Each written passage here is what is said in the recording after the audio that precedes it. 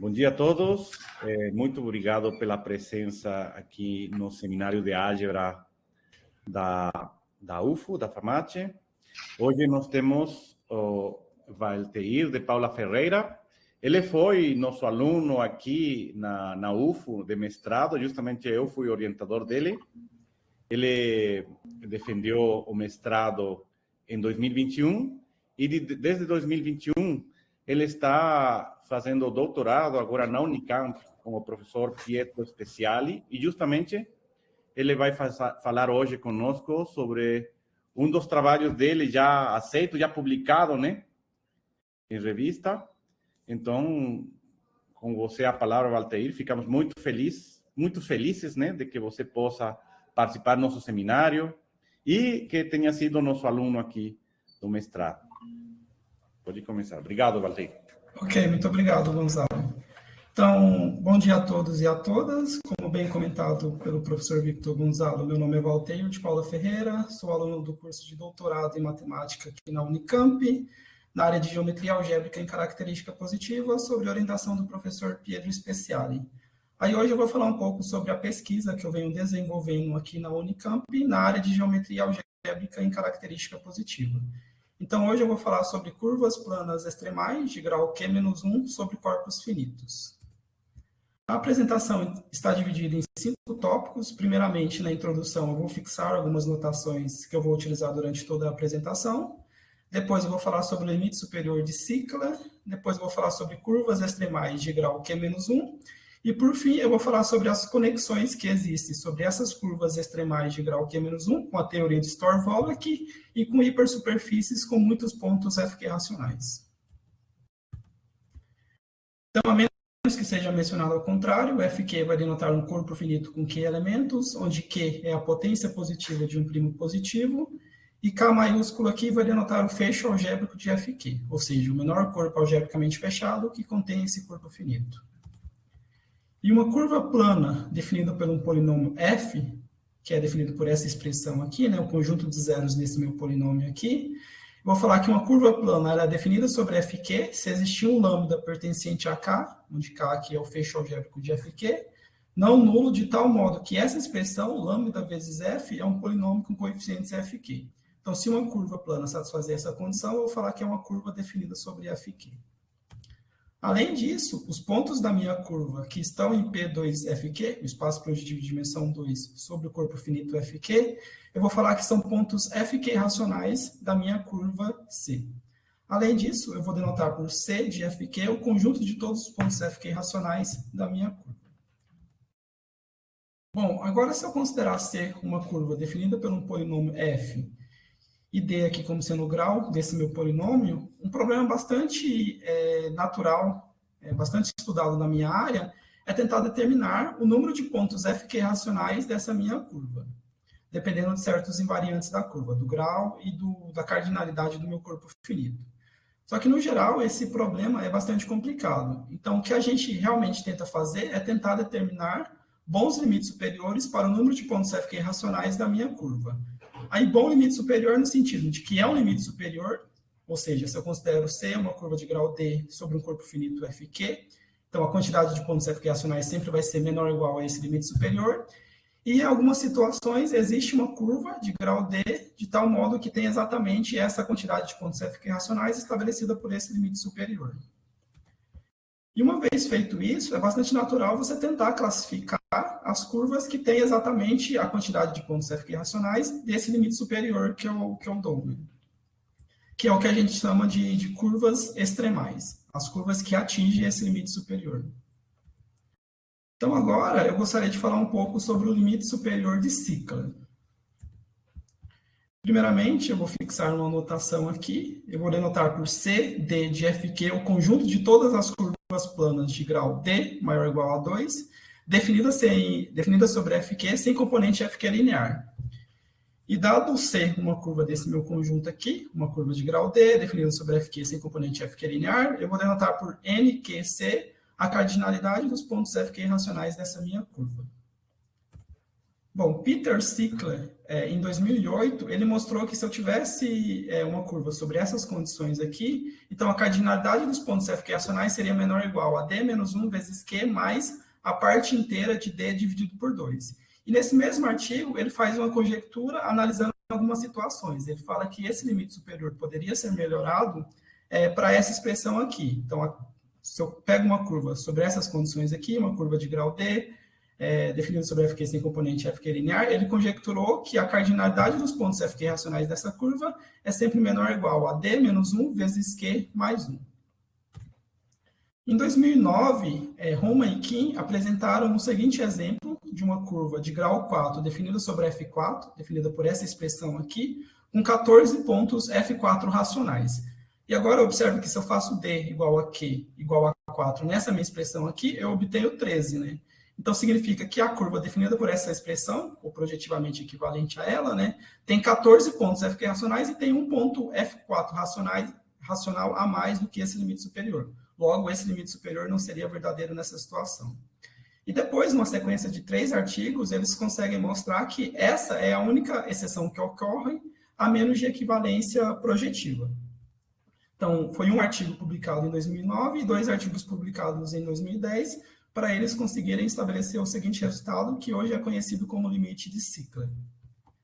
Então, se eu considero C uma curva de grau D definida sobre FQ sem componente FQ linear, então a quantidade de pontos FQ racionais dessa minha curva aqui é sempre menor ou igual a D menos 1 vezes Q mais 1, com a única exceção ocorrendo quando D é igual a Q é igual a 4. Né? Então, uma curva que é projetivamente equivalente à curva definida por essa expressão aqui. E não é difícil também mostrar que existem algumas curvas, por exemplo, curva de grau D igual a 2, curva de grau raiz de Q mais 1, que tem exatamente essa quantidade de pontos FQ racionais. Então, esse limite superior para o número de pontos FQ racionais de uma curva que satisfaz essas condições, né, é um bom limite superior. Então, agora, uma questão natural que surge é tentar fazer a classificação a menos de equivalência projetiva ou a menos de equivalência birracional das curvas que têm exatamente essa quantidade de pontos FQ racionais. E uma observação interessante que Roman e Kim fazem no primeiro artigo publicado em 2010 é que se eu considero C uma curva de grau D definida sobre FQ sem componente FQ linear, com exatamente D menos 1 vezes Q mais 1 pontos FQ racionais, ou seja, atinge esse limite superior aqui, então, essa minha curva aqui tem que ser absolutamente irredutível. Ou seja, o polinômio que define essa minha curva é irredutível sobre K, o fecho algébrico de FQ. E outra observação interessante que eles fazem nesse mesmo artigo é que você coloca a condição que a curva é não singular com essa quantidade de pontos FQ racionais, então a possibilidade para o grau dessa curva seria só esses daqui. Seria Q mais 2, Q mais 1, Q menos 1, raiz de Q mais 1, onde Q aqui teria que ser um quadrado, né? E 2. Então, nessa situação aqui de curvas não singulares, é bastante plausível, né, tentar fazer a classificação de todas as curvas, a menos de equivalência projetiva ou a menos de equivalência birracional, que atinge esse limite superior aqui, porque as possibilidades para o grau da minha curva são só essas daqui.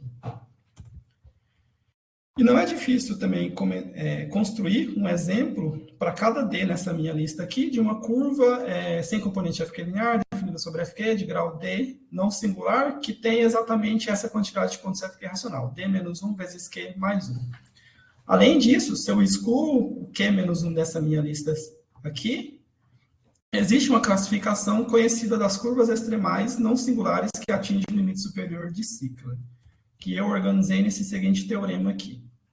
Então, se eu considero C uma curva de grau D definida sobre FQ sem componente FQ linear, não singular, com D menos 1 vezes Q mais 1 pontos FQ racionais, então a possibilidade para o grau dessa minha curva seria só essas daqui, né? E é possível mostrar que se o D é igual a 2, então C teria que ser projetivamente equivalente à parábola projetiva. Aqui, projetivamente equivalente significa que elas diferem por uma mudança no sistema de coordenadas projetivo só. E se o D é igual a raiz de Q mais 1, então C teria que ser projetivamente equivalente à curva hermitiana, que é a curva definida por essa expressão aqui, onde Q tem que ser maior que 4 e 1 quadrado. Se o D é igual a Q mais 2, então C teria que ser projetivamente equivalente a uma curva desse tipo aqui, onde esses coeficientes aqui devem satisfazer essa condição aqui. Essa expressão aqui tem que ser irredutível sobre FQ. E se o D é igual a Q mais 1, então C teria que ser projetivamente equivalente à curva definida por essa expressão aqui, para Q maior ou igual a 5. E, por fim, se D é igual a Q, então C teria que ser projetivamente equivalente à curva definida por essa expressão aqui sobre Fq. Com isso, né, olhando para essa lista aqui, o único caso desconhecido, pelo menos até 2021, era justamente as curvas de grau Q-1. E esse foi o problema que eu venho trabalhando com o meu orientador desde o ano passado e a gente conseguiu dar uma resposta referente a isso que eu vou falar futuramente. Mas antes disso, eu gostaria de fazer algumas observações. Se eu considero D igual a Q-1 e considero a curva C, alfa, beta, gama, definida por essa expressão aqui, onde alfa, beta, gama satisfazem essa condição, não é difícil verificar que essa curva não tem componente f linear, é uma curva não singular, com Q-1 ao quadrado pontos fq racionais. Ou seja, atinge o limite superior de cicla quando eu faço o D igual a Q-1 nessa minha expressão aqui. Além disso, também não é difícil verificar que para todas essas curvas C, alfa, beta, gama aqui, o conjunto de pontos fq racionais dessa minha curva aqui está sobre essa configuração aqui. E aqui eu dei uma família de exemplos, né, de curvas de grau Q-1 que atinge o limite superior de cicla, e uma questão natural que surge aqui é, será que elas não são todas projetivamente equivalentes sobre si, entre elas, né? E a resposta que foi dada por Roma em 2021 é que não. No geral, essas curvas não são projetivamente equivalentes entre si. O que ele consegue mostrar em um artigo que está no Archive é que se eu considero VQ a classe de equivalência projetiva sobre FQ dessa minha família de curvas, C, alfa, beta, gama, onde alfa, beta, gama satisfazem essa condição, então esse VQ vai ser dividido em algumas possibilidades. Se a característica do meu corpo é diferente de 2 e 3, e o Q é congruente a 2 módulo 3, esse VQ vai ser Q mais 1 sobre 6. Se o Q é congruente a 1 módulo 3 e a característica é diferente de 2 e 3, então esse VQ vai ser Q mais 5 sobre 6. Ele mostra também se a característica é igual a 3, esse VQ vai ser Q mais 3 sobre 6. E, por fim, em característica 2, ele mostra que se o Q é congruente a 2 módulo 3, esse VQ vai ser Q menos 1 sobre 6. E se o Q é congruente a 1 módulo 3, então esse VQ é Q mais 2 sobre 6. Então, observe que nessa situação dá para perceber que esse problema de classificação é um pouco mais complicado do que esses daqui, né? Porque, no geral, o que a gente tinha aqui era uma curva só a menos de equivalência projetiva, né? Tirando essa situação aqui das curvas de grau Q mais 2. Mas, no geral, a gente só tinha uma curva a menos de equivalência projetiva. E aqui a gente tem uma família de exemplos e o Homenkin conseguiu verificar que, no geral, essas curvas não são projetivamente equivalentes entre si. E outro problema que surge aqui, também nada nos garante que essas são as únicas curvas de grau Q-1 não singulares, sem componentes FQ lineares, com Q-1 ao quadrado pontos FQ racionais, que atingem o limite superior de cicla, né?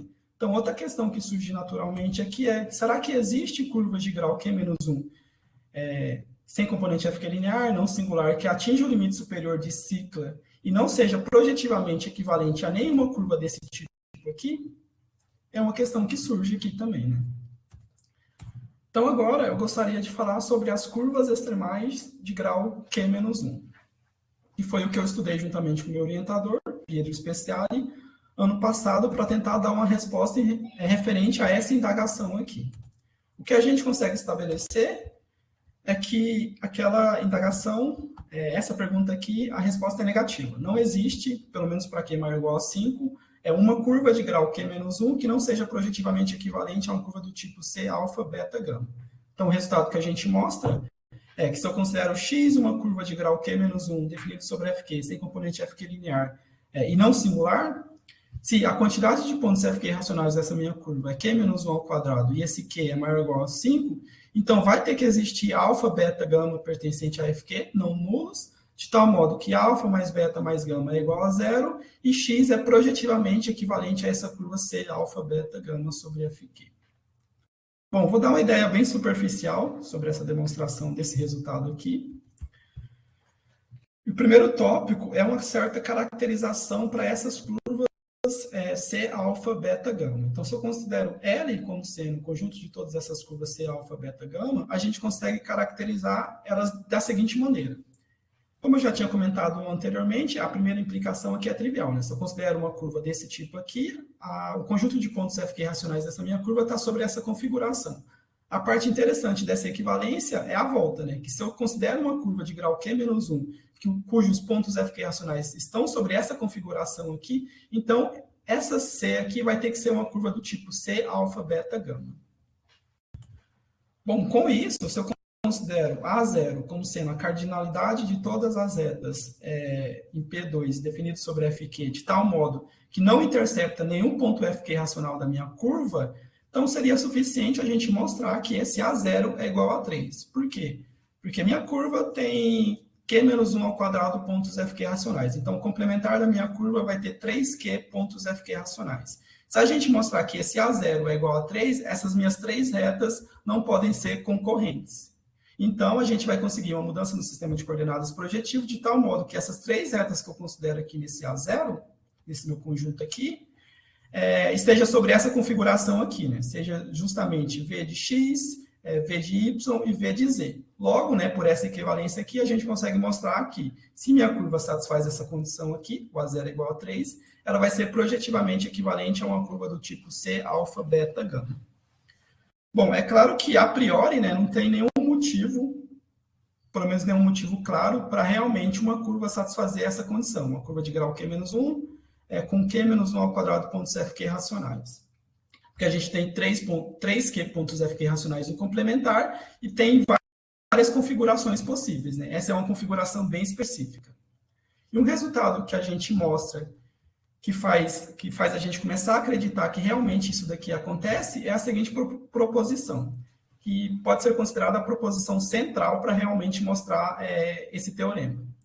Então, o que a gente consegue mostrar é que se eu fixo um ponto Q0 no complementar dos pontos FQ racionais da minha curva, e L0, uma reta definida sobre FQ em P2, que não passa por esse ponto, se a gente colocar a condição que existe T retas passando por esse ponto, onde esse T tem que ser maior ou igual a 2, de tal modo que os únicos pontos FQ racionais da minha reta que não estão na minha curva são os pontos Q0 e a interseção de LI com L infinito, então, para qualquer outra reta que eu considerar passando por esse ponto, diferente dessas T retas aqui, se essa condição aqui for satisfeita, essa cardinalidade da interseção da reta menos o ponto no infinito, interseção com os pontos FQ racionais da minha curva, for maior ou igual a Q menos T, então a gente consegue mostrar que os dois únicos pontos da minha reta que não estão na minha curva são os pontos Q0 e a interseção de L com L infinito. Bom, essa proposição é um pouco complicada de demonstrar, então vou omitir a demonstração dela. Mas a gente consegue alguns corolários interessantes dessa proposição aqui. Um corolário quase imediato dessa proposição é que a gente consegue mostrar que a existência de duas daquelas retas vai implicar na existência da terceira reta. Ou seja, se o A0 for maior ou igual a 2, então o A0 vai ter que ser igual a 3, e isso conclui a demonstração do nosso teorema nessa situação aqui, bem específica. E outro corolário também imediato dessa proposição que a gente consegue mostrar é que se a gente colocar esse T maior ou igual a 4, também é uma condição suficiente para garantir que esse A0 seja igual a 3, logo a gente também, nessa situação aqui, consegue concluir a demonstração do nosso teorema.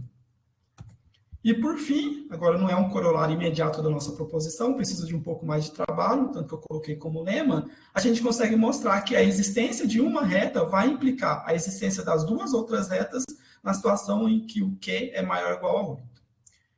E por fim, com um pouco mais de trabalho também, a gente consegue mostrar, quando o Q é maior ou igual a 7, esse A0 sempre vai ser maior ou igual a 1. Logo, a gente consegue concluir, né, a demonstração do nosso teorema, pelo menos na situação onde o Q é maior ou igual a 8. Resta analisar os casos Q igual a 5 e Q igual a 7. E o argumento que a gente utilizou nessa situação é um pouco diferente. Então, primeiramente, para Q igual a 7. Então, é possível verificar que o conjunto de pontos FQ racionais da minha curva em P2FQ, ele é um Q-1 ao quadrado, Q-1 arco. E existe a classificação dos 36 arcos em P2F7. Existe um resultado em um artigo que garante que existe exatamente 194 36 arcos em P2F7. Agora, usando essas proposições aqui, esses dois lemas aqui, esses corolários, a gente consegue excluir 188 desses 36 arcos, porque a gente só quer uma configuração bem específica, né? se um arco, o complementar de um arco é formado pela reunião de 3 retas não concorrentes, então eles são projetivamente equivalentes, né? Então a gente quer um arco bem específico aqui. Só que usando esses dois corolários aqui, esse lema aqui, a gente consegue excluir de imediato 188 36,6 arcos. Aí, usando o teorema também de AF mais BG de Noether, a gente consegue excluir os outros 5 arcos e fica justamente o arco que a gente quer.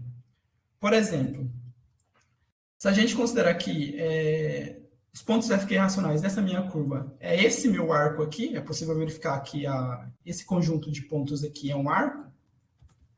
Se a gente considera G como sendo esse meu polinômio aqui e H esse meu polinômio aqui, usando o teorema AF mais BG de Noether, a gente consegue verificar que F, o polinômio que define a minha curva, tem que ser escrito sobre essa minha expressão aqui.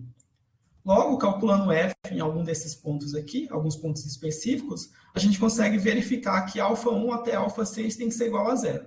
Portanto, né, F seria igual a G, só que isso é um absurdo, né, porque G é um polinômio que tem fatores lineares, né, e a gente está supondo que a nossa curva não tem componente F que é linear, então a gente consegue excluir esse arco aqui usando o teorema F mais BG de Noether. E os outros 5 arcos também a gente consegue excluir usando o mesmo argumento. Por fim, o caso Q igual a 5, a gente consegue mostrar, usando a teoria de Storr-Vollek, que a curva não tem pontos de inflexão. E usando a classificação de Lauder sobre curvas de gênero 3, a gente consegue mostrar que essa curva tem uma função, a função zeta de Riemann é do tipo 442. E com isso a gente consegue verificar, aqui é uma teoria um pouco mais complicada, por isso que eu não vou entrar em muitos detalhes, né? Mas usando esses dois conceitos aqui, a gente consegue mostrar que o A0 é maior ou igual a 2, só que a gente já sabe, né, que se o A0 é maior ou igual a 2, vai implicar que o A0 é igual a 3, então a gente consegue concluir a demonstração do nosso teorema. Agora, eu gostaria de falar um pouco a relação desse problema de classificação de curvas de grau Q-1, que atinge o limite superior de Cicla, com a teoria um pouco mais conhecida, que é a teoria de Storr-Vollek. Bom, em 1986, Storr e Vollek, eles deram um método geométrico para você obter limites superiores para o número de pontos FQ racionais em curvas em Pn, no espaço projetivo de dimensão n. Bom, aqui é um pouco também complicado de eu realmente estabelecer esse teorema com exatidão, porque depende um pouco de outras teorias, depende de corpos de funções algébricos, que eu acabei não explicando aqui. Mas a versão plana desse resultado é a seguinte: que se eu considero C uma curva irredutível de grau D definido sobre Fq, se C ela é Q-Frobenius clássica, bom, aqui é só uma condição técnica, a maioria das curvas satisfazem essa condição aqui. Então, a teoria de Storr-Vollek consegue estabelecer que o número de pontos FQ racionais dessa minha curva aqui é sempre menor ou igual a meio vezes D mais Q menos 1. Agora, uma observação interessante que eu faço aqui é que se eu faço D igual a Q menos 1 nessa minha expressão aqui, a gente obtém exatamente Q menos 1 ao quadrado, ou seja, o limite superior de Cicla referente a curvas de grau Q menos 1. Então, isso significa, né, que o limite superior de Storr-Vollek para curvas não singulares Q-Frobenius clássica é igual ao limite superior do teorema de Cicla para curvas de grau Q menos 1. Logo, o nosso resultado principal também faz a classificação das curvas não singulares Q-Frobenius clássicas de grau Q menos 1 que atinge o limite superior de Storr-Vollek. E, por fim, aqui, eu gostaria de falar a relação que esse limite superior de Cicla tem com hipersuperfícies com muitos pontos FQ racionais. Em 2017, Roman e Kim, eles estabeleceram um resultado para determinar o número de pontos, na verdade, eles determinaram um limite superior para o número de pontos FQ racionais de uma hipersuperfície em dimensão ímpar. Eles mostram que se eu considero X uma hipersuperfície não singular no espaço projetivo de dimensão n, então a quantidade de pontos FQ racional nessa minha hipersuperfície é sempre menor ou igual a essa minha expressão aqui. Onde esse m é esse meu número aqui, m menos 1 sobre 2, e esse θQm é essa minha expressão aqui. E nesse mesmo artigo, eles fazem a classificação das hipersuperfícies não singulares em dimensão ímpar que atingem esse limite superior. Além disso, eles fazem também uma conjectura em dimensão par. Eles fazem a seguinte conjectura: se eu considero X é uma hipersuperfície não singular definida sobre FQ de grau D em dimensão par, então a quantidade de pontos FQ racional nessa minha hipersuperfície não singular é sempre menor ou igual a essa minha expressão aqui. Esse era um dos resultados que eu estava interessado em trabalhar no meu doutorado. Entretanto, em 2022, Tirone deu uma resposta referente a essa conjectura. Na verdade, primeiramente, em 2019, Data mostrou o caso n igual a 4, e Tirone completou a demonstração em 2022, mostrando que essa conjectura aqui é verdadeira. Entretanto, ainda não se conhece todas as hipersuperfícies não singulares, a menos de equivalência birracional, que têm essa quantidade de pontos FQ racionais. A questão aqui interessante é que essas hipersuperfícies que atingem esse limite superior aqui, elas têm uma propriedade bastante interessante que estão relacionadas com o limite superior de Cicla. O que Data também mostra no artigo dele é que se eu considero X uma hipersuperfície em P4 que tem exatamente essa quantidade de pontos FQ racional, então vai ter que existir um ponto nessa minha hipersuperfície, de tal modo que X interseção o espaço tangente projetivo de X em P vai ser um cone com centro em P sobre uma curva plana C de grau D definida sobre FQ sem componente FQ linear. Além disso, a quantidade de pontos FQ racional nessa minha curva aqui tem que atingir o limite superior de Cicla. Além disso, é possível mostrar que essa curva tem que ser não singular. E também no artigo de Tirone, publicado em 2022, ele consegue mostrar algo semelhante com essa propriedade aqui. Então, ele mostra a veracidade dessa conjectura aqui, e ele mostra que se uma hipersuperfície em dimensão par tem essa quantidade de pontos FQ racional, então vai ter que existir um ponto na minha hipersuperfície, um ponto definido sobre FQ, de tal modo que X interseção com o espaço tangente projetivo de X em P novamente vai ser um cone com centro em P sobre uma hipersuperfície não singular em dimensão menos 2, né? Então, em n menos 2, de grau D, definido sobre FQ sem componente FQ linear, e que novamente tem que atingir esse limite superior aqui, referente ao espaço projetivo de dimensão n menos 2. Então, para realmente fazer a classificação das hipersuperfícies não singulares que atingem esse limite superior aqui, tudo está relacionado com a classificação das curvas não singulares que atingem o limite superior de Cicla. Então, como esse nosso resultado classificou todas as curvas não singulares de grau Q-1 que atingem o limite superior de Cicla e completou essa demonstração também de todas elas, né? Porque o único caso que estava faltando era justamente as curvas de grau Q-1. Então, abre a possibilidade de fazer a classificação dessas hipersuperfícies não singulares que atingem esse limite superior. E esse é um problema que está em aberto ainda. Provavelmente o Tirone está trabalhando nele. E é isso que eu preparei para hoje. Aqui são as referências.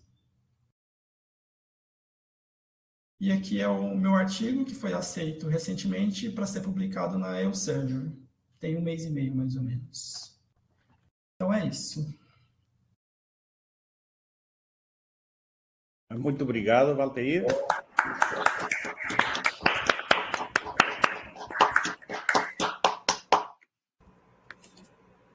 Parabéns, Valteir, muito bom. Obrigado. Eu queria saber se alguém tem algum comentário, alguma pergunta para Valteir. Eu tenho. Valteir, eu nunca vi geometria algébrica sobre um corpo finito. Então, quando você faz a geometria algébrica sobre um corpo finito, você tem os resultados clássicos, você pode falar de feixe, de esquema, tudo isso continua valendo? Tudo bem que a gente está trabalhando em característica positiva, mas você viu que no início da sessão eu fixei... Cadê? Deixa eu ver aqui. Algebricamente fechado, né? Isso, eu fixei o fecho algébrico de FQ e eu estou com o corpo algebricamente fechado. Então, sobre esse cara aqui, a gente consegue a maioria dos resultados lá da geometria algébrica clássica. Entendi. Desde que não tenha aquela condição de que tem que ser um corpo de característica zero, né? Entendi. E outra coisa, essas contas que você fez quando você caracterizou as curvas lá que atingem a cota, essas contas que você fez mais no braço mesmo ou você usava resultados Você chegou a usar resultados de geometria algébrica moderna? Uma coisa assim ou não? Não, foi mais no braço, usando resultados de geometria finita. Aí aquela parte final do caso Q igual a 7, Q igual a 5, que a gente usou uma teoria um pouco mais refinada, né? Que é a teoria de Sorvola, e a teoria de Russell veio para a função zeta de Riemann. Sim, mas os outros todos geometria algébrica clássica? Isso, exatamente. Entendi. Obrigada, parabéns, Altair. Obrigado. Obrigado, Sara. Mais algum outro comentário?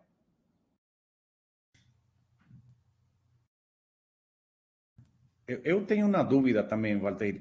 O que acontece quando Q igual a 2, 3 e 4? É porque Q igual a 2 e 3 é trivial, né? Porque aí você vai considerar, quando Q igual a 2 é uma curva de grau 1, então é uma reta. Não. Só que aí não tem nada porque a gente está considerando curvas sem componente F que é linear, né? Quando Q é igual a 3, então a gente está considerando curvas de grau 2, que é bastante conhecido, que são as parábolas, né? Aí o caso Q igual a 4, deixa eu voltar aqui. Nesse artigo também do Roman e Kim, ele faz a classificação. Ele dá uma resposta afirmativa para essa indagação. E é o único caso que tem uma resposta afirmativa para essa indagação. E no caso, a outra curva seria a curva hermitiana. E aí ele consegue mostrar que a curva hermitiana não é projetivamente equivalente a nenhuma curva desse tipo aqui. Então, é o único caso que falha. Tá. Então, com isso, está completamente resolvido o problema. Sim, está completamente resolvido. E em que vocês estão trabalhando agora? Agora a gente está mexendo com curvas maximais. A gente está tentando fazer uma caracterização de curvas extremais com um gênero bem específico. A gente estava estudando alguns artigos, existe um gênero de uma curva de grau alto, que não se conhece a equação plana dessa curva. Então, a gente conseguiu dar uma equação plana para essa curva e está tentando fazer a classificação a menos de equivalência birracional. Interessante. Obrigado, Walter. De nada. Mais algum comentário?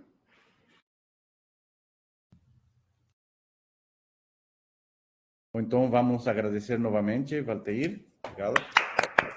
Obrigado. Ok, muito obrigado a todos. Eu vou parar a gravação, tá bom?